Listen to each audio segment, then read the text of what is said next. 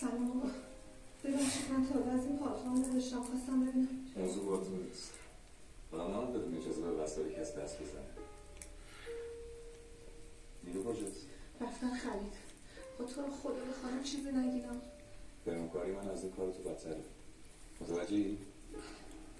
حالا برو کارت برس.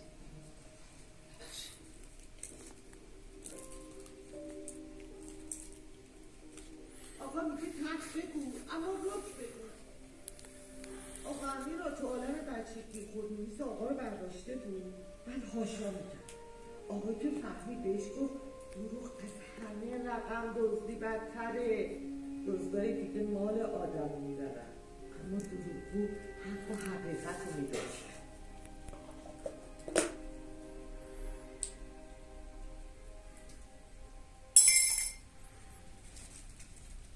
9 ماه از این کار داشتی.